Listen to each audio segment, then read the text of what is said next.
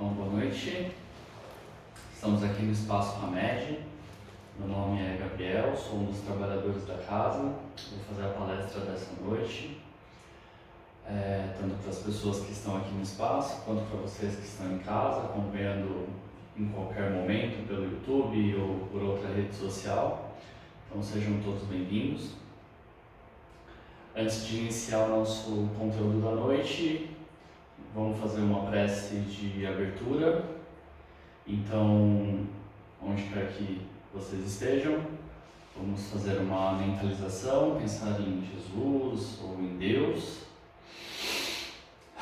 Respirar, deixar as coisas do dia, os problemas, as preocupações de lado e buscando a conexão apenas com o nosso Pai Maior, essa fonte da criação.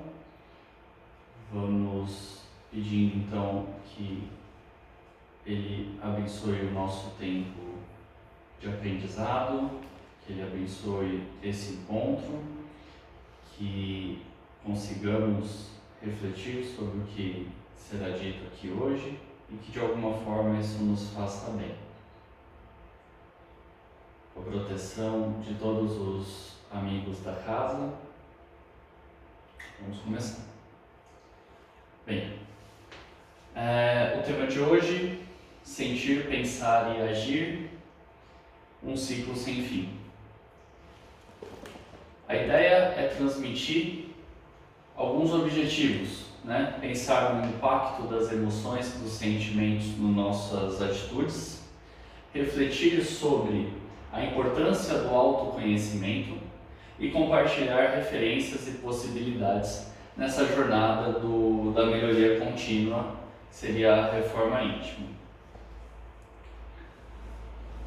Logo para começar, trazendo algumas informações que a gente pode acessar nos sites aí da internet, né? Tem uma matéria muito interessante que fala das reações do corpo a cada tipo de emoção.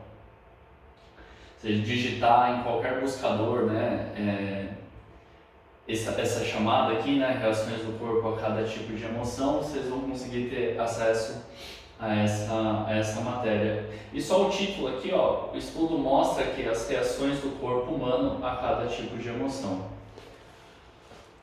Avançando nas referências, né, também uma fonte de notícias da internet, né, uma matéria chamada Saiba como as emoções, boas ou ruins, afetam o nosso organismo. Então, esta pessoa, né, este neurocientista, né, da Universidade de Lille, faz uma pesquisa que analisa o impacto das emoções no corpo. E nesse estudo, ele afirma, né, com base nesse estudo, ele afirma que não há emoções sem impacto no corpo. Quando sentimos uma emoção, seja positiva ou negativa, isso nunca será insignificante para o nosso corpo. É bom a gente já destacar aqui que emoções e sentimentos são coisas diferentes, mas não é do nosso escopo de hoje, né? A gente não veio aqui para falar sobre essas diferenciações hoje. Então a ideia é pensar que as emoções, os sentimentos, eles mexem com o nosso corpo. E aqui tem um teste, né, de autoconhecimento que eu proponho para vocês fazerem, né? Então quem tiver aí um papel e uma caneta e quiser participar ativamente, vamos lá, vamos ver como é que é isso aqui. Desenhe aí no seu papel, no seu telefone, onde quer que você esteja, essas três grades aqui, ó, do sentir, do pensar e do agir. E começa a pensar nas situações do seu cotidiano. E se pergunta, como eu me sinto quando estou em um congestionamento?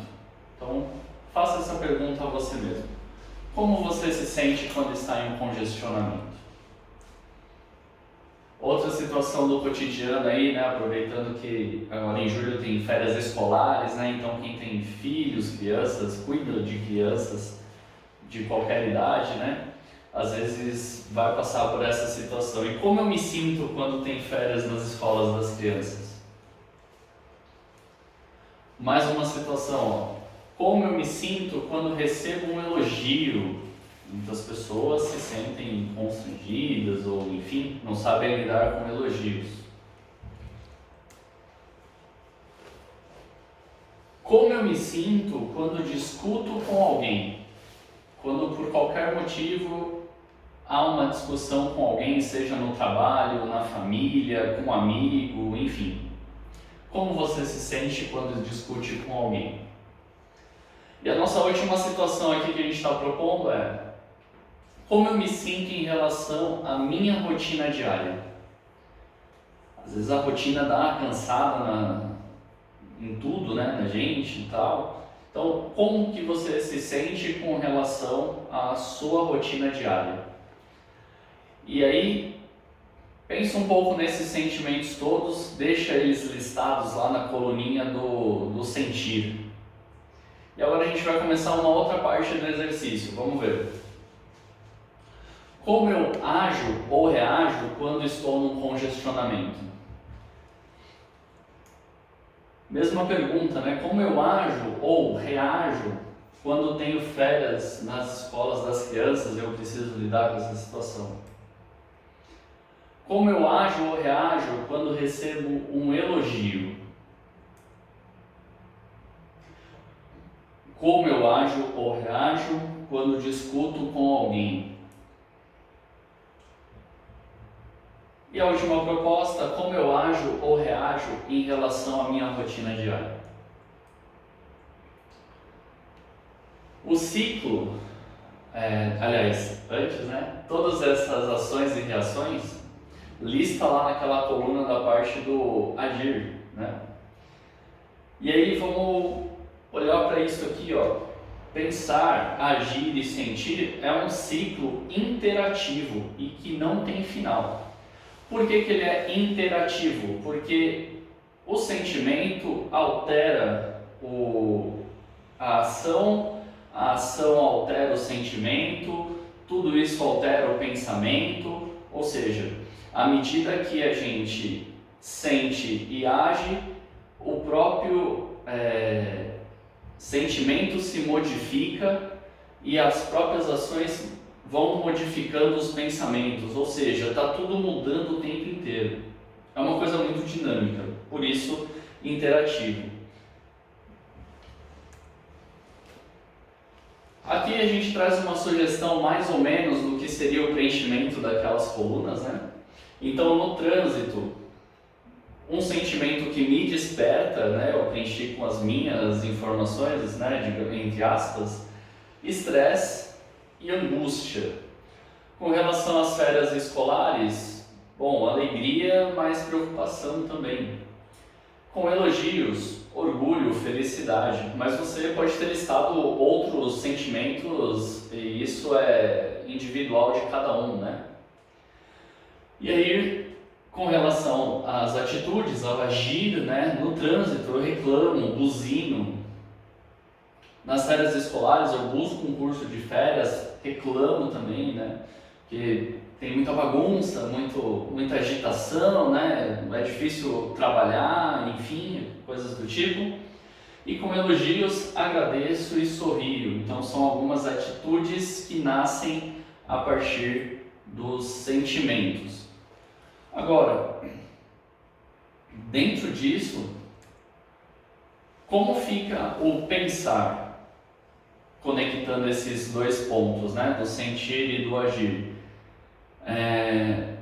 Eu consigo pensar e agir, ou eu estou reagindo a essas situações problema, né? E ainda, eu estou agindo ou reagindo de forma automática?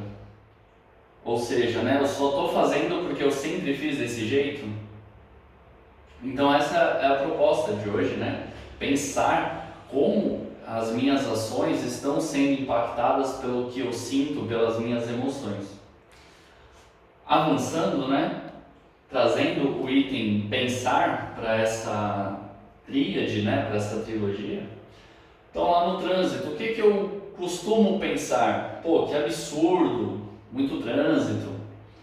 Pô, como alguém dirige assim que tem carta, né? Aquelas pequenas barberagens, uma fechada que pode acontecer e etc.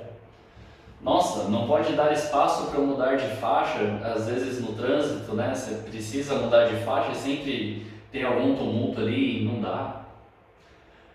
E um outro pensamento que pode vir é, pô, todo dia esse sofrimento, né? Quem tem que se deslocar pela cidade todos os dias, né? De manhã e à noite, quando vai voltar para casa, acaba sofrendo bastante com isso. E aí o que se propõe aqui é uma mudança, né?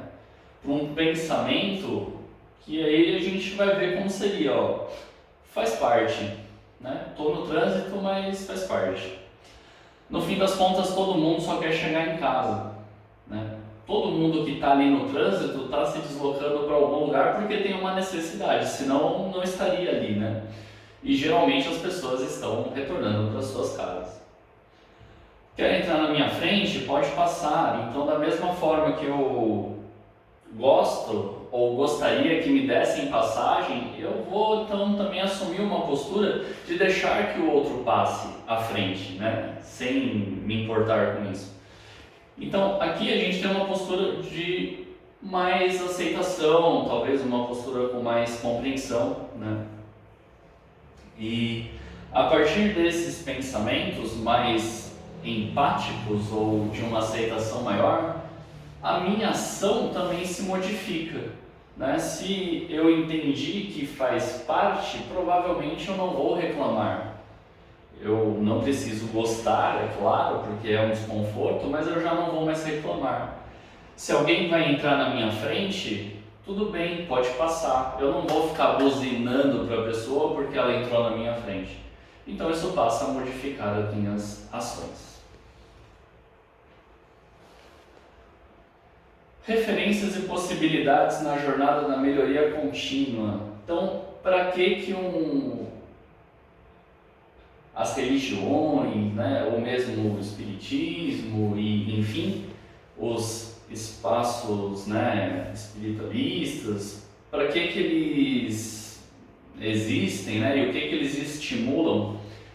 Em geral, seria a melhoria contínua, né? A reforma íntima, a modificação dos comportamentos, a elevação moral.